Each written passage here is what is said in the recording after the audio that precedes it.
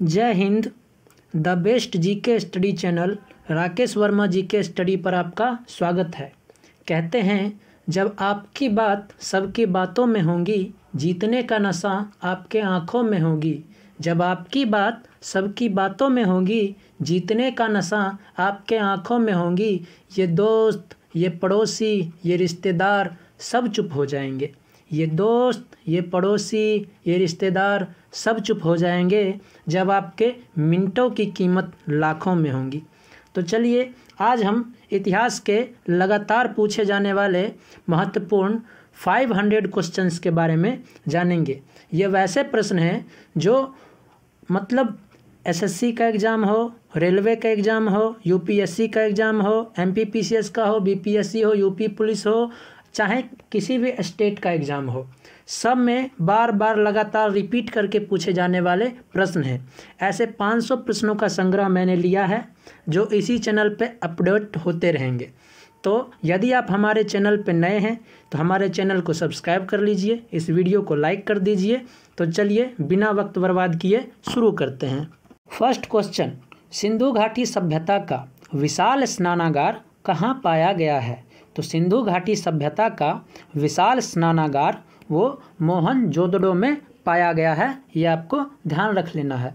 अब बात करते हैं सिंधु सभ्यता की। तो सिंधु सभ्यता का नामकरण जॉन मार्शल ने किया था। सिंधु सभ्यता का नामकरण किसने किया था? तो वो जॉन मार्शल ने किया था। इसमें जो भी एडिशनल जानकारी आपको दी जा रही है वो सभी इम्पोर्टेंट है, आपके एग्ज़ाम में उससे क्वेश्चन बन सकता है। तो इसीलिए उसको ध्यानपूर्वक सुने और याद करें। सिंधु सभ्यता की पहली खुदाई किसने की थी? तो सिंधु सभ्यता की पहली खुदाई किसने की थी?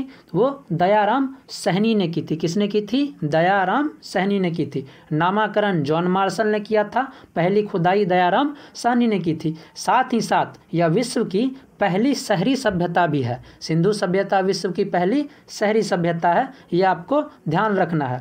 अब बात कर लेते हैं मोहनजोदड़ो के बारे में। तो मोहनजोदड़ो पाकिस्तान में स्थित है जो कि सिंधु नदी के तट पर है। इसका उत्खनन 1922 ईस्वी में हुआ था। कब हुआ था? 1922 ईस्वी में। इसके उत्खननकर्ता कौन है? वो रखाल दास बनर्जी हैं। कौन है? रखाल दास बनर्जी हैं।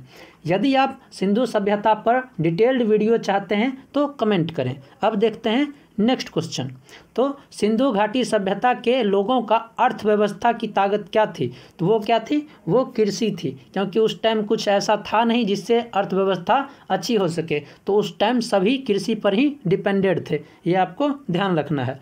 नेक्स्ट क्वेश्चन, कालीबंगन कहाँ स्थित है? तो कालीबंगन राजस्थान में स्थित है। अब क्वेश्चन पूछ सकता है कि कालीबंगन किस नदी के किनारे स्थित है? तो कालीबंगन घग्गर नदी के किनारे स्थित है। और कालीबंगन हनुमानगढ़ जिला राजस्थान में स्थित है, यह भी आपको ध्यान रखना है। और इसका कालीबंगन का उत्खनन कब हुआ था, यानी इसको कब खोदा गया था? वो 1961 से लेके 1969 ईस्वी तक इसका चला था उत्खनन। किसने किया था? बीबी लाल और बीके थापर ने इसका उत्खनन किया था। यह आपको ध्यान रखना है इन सभी बातों को। अब नेक्स्ट क्वेश्चन देख लेते हैं। सिंधु घाटी की सभ्यता के लोग किस चीज़ से बनी हथियारों का प्रयोग करते थे? तो सिंधु घाटी पहले जितने भी प्राचीन आदमी थे वो सभी पत्थर के बने हथियारों का उपयोग करते थे। तो सिंधु घाटी सभ्यता के भी लोग पत्थर से बने हथियारों का ही उपयोग करते थे। अब देखते हैं नेक्स्ट क्वेश्चन, चाक का आविष्कार किस काल में हुआ था? तो चाक का आविष्कार नवपाषाण काल में हुआ था। अब क्वेश्चन पूछ सकता है आग की खोज किस काल में हुई थी? तो आग की खोज कब हुई थी? तो वो पुरापाषाण काल में हुई थी, यह भी आपको ध्यान रखना है। अब नेक्स्ट क्वेश्चन देख लेते हैं। श्रीनगर की स्थापना किसने की थी? तो श्रीनगर की स्थापना किसने की थी? वो अशोक ने की थी, विस्ता नदी के तट पर। क्वेश्चन पूछ सकता है कि श्रीनगर की स्थापना किस नदी के तट पर हुई थी? तो वो विस्ता नदी के तट पे हुई थी। किसने किया था? वो अशोक ने किया था। अब नेक्स्ट क्वेश्चन देखते हैं। महावीर के 11 शिष्य क्या कहलाते थे? तो महावीर के 11 शिष्य गंधर कहलाते थे। क्या कहलाते थे? गंधर कहलाते थे, ये आपको ध्यान रखना है। अब नेक्स्ट क्वेश्चन, सिंधु घाटी सभ्यता का सबसे अधिक दक्षिणी पुरास्थल कौन सा है, यानी कि सबसे दक्षिणी पुरास्थल कौन सा है, तो वो क्या है, दमाइमाबाद। कौन सा है, दमाइमाबाद, जो कि अहमदनगर महाराष्ट्र में स्थित है, ये आपको ध्यान रखना है। अब देखते हैं नेक्स्ट क्वेश्चन। और एक बात और, दमाइमाबाद परवरा नदी के किनारे स्थित है, यह भी आपको ध्यान रखना है। अब नेक्स्ट क्वेश्चन देखते हैं, होयसल वंश की राजधानी कहाँ थी, तो होयसल वंश की राजधानी द्वार समुद्र थी। कहाँ थी, द्वार समुद्र, ये आपको ध्यान रखना है। नेक्स्ट क्वेश्चन, गंगों की प्रारंभिक राजधानी कहाँ थी, तो वो भी कहाँ थी, वो थी कोलर, ये भी आपको ध्यान रखना है। नेक्स्ट क्वेश्चन, चौथी बुद्ध संगीति किसके शासनकाल में हुई थी, तो वो कनिष्क के शासनकाल में हुई थी। यह इम्पोर्टेंट क्वेश्चन है, ये आपको ध्यान रखना है, ठीक है। अब नेक्स्ट क्वेश्चन, पृथ्वीराज रासो के रचयिता कौन है, पृथ्वीराज रासो के रचयिता कौन है, तो वो चंद्रवरदायी हैं। कौन है, चंद्रवरदायी हैं, ये आपको ध्यान रखना है, पृथ्वीराज रासो के रचयिता। अब नेक्स्ट क्वेश्चन देखते हैं, सांख्य दर्शन के प्रवर्तक कौन थे, तो सांख्य दर्शन के प्रवर्तक कपिल मुनि थे। ये क्वेश्चन कई बार रिपीट करके पूछा जा चुका है, ये भी आपके लिए इम्पोर्टेंट है, इसको भी आप ध्यान रखें। अब नेक्स्ट क्वेश्चन देखते हैं, चीनी यात्री हेन सांग भारत कब आया था, तो चीनी यात्री हेन सांग 630 से 644 ईस्वी के बीच भारत आया था, यानी कि 630 में वो भारत आया था और 644 तक भारत में रहा था। अब हेनसंग किसके शासनकाल में आया था, वो हर्षवर्धन के शासनकाल में आया था और वो लगभग 15 वर्ष भारत में रहा। कितना वर्ष रहा, 15 वर्ष भारत में रहा था। सीयू की, यानी कि सीयू की क्या है, सीयू की हेनसांग द्वारा लिखी एक पुस्तक है। इसमें उसने भारत में आकर जो भी देखा, जो भी सुना, जो भी जाना, उसकी चर्चा की है सीयू की पुस्तक में, इसीलिए ये इम्पोर्टेंट हो जाता है। सीयू की किसकी पुस्तक है, तो वो हेनसांग की पुस्तक है। अब बात करते हैं दूसरे यात्री के बारे में, जिसका नाम है मेगास्थनीज। मेगास्थनीज यूनानी राजदूत था। कौन था, यूनानी राजदूत था, जो चंद्रगुप्त मौर्य के दरबार में आया था। और मेगास्थनीज की पुस्तक का क्या नाम है, तो वो इंडिका नाम है। ये भी आपको ध्यान रखना है, ये सभी जानकारियां महत्वपूर्ण है। अब नेक्स्ट क्वेश्चन देखते हैं, समुद्रगुप्त का उत्तराधिकारी कौन था, तो समुद्रगुप्त का उत्तराधिकारी चंद्रगुप्त द्वितीय था। कौन था, चंद्रगुप्त द्वितीय, जिसका अन्य नाम विक्रमादित्य भी है, ये भी आपको ध्यान रखना है। अब नेक्स्ट क्वेश्चन देखते हैं, जैन धर्म के दो संप्रदाय कौन कौन से थे, तो जैन धर्म के दो संप्रदाय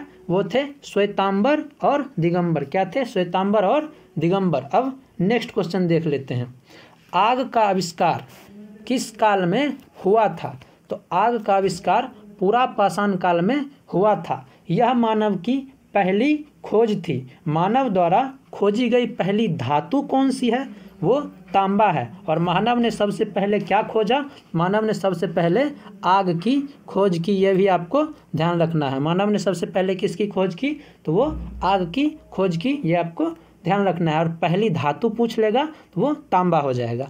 अब नेक्स्ट क्वेश्चन देखते हैं, सिंधु घाटी सभ्यता का सबसे अधिक पूर्वी पुरास्थल कौन सा है, तो वो आलमगीरपुर है। कौन सा है, वो आलमगीरपुर है, जो मेरठ उत्तर प्रदेश में स्थित है। जो कहाँ स्थित है, मेरठ उत्तर प्रदेश में स्थित है, ये आपको ध्यान रखना है।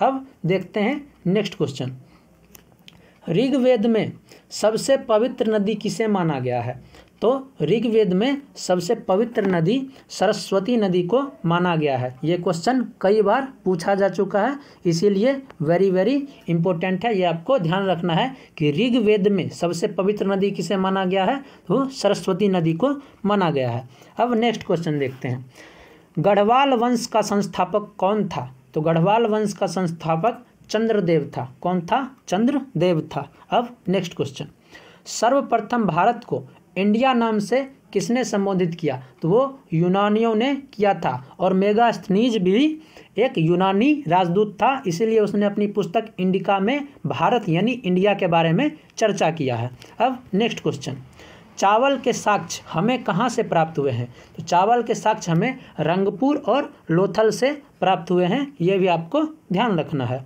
अब नेक्स्ट क्वेश्चन देख लेते हैं, वर्धन वंश की राजधानी कहाँ थी, तो वर्धन वंश की राजधानी थानेश्वर थी। कहाँ थी? थानेश्वर थी। अब नेक्स्ट क्वेश्चन, मेसोपोटामिया का अर्थ क्या होता है? तो मेसोपोटामिया का अर्थ होता है दो नदियों के बीच की भूमि। यानी कि अगर एक नदी यहाँ से बह रही है, जैसे देखते हैं एक नदी यहाँ से बह रही है और दूसरी नदी ऐसे बह रही है, तो इसके बीच का जो जगह होगा यही क्या हो जाएगा? तो यही मेसोपोटामिया हो जाएगा। अब नेक्स्ट क्वेश्चन देख लेते हैं, सिंधु घाटी में तांबा कहाँ से मंगवाया जाता था? तो सिंधु घाटी में तांबा राजस्थान के खेतरी खान से मंगाया जाता था। क्वेश्चन पूछ सकता है कि खेतरी खान किस राज्य में स्थित है? तो वो राजस्थान में स्थित है, ये भी आपको ध्यान रखना है। यदि आपको वीडियो पसंद आया है तो वीडियो को लाइक करके हमारे चैनल को सब्सक्राइब कर लें और आप किस टॉपिक पे वीडियो चाहते हैं वो ज़रूर कमेंट करें। धन्यवाद।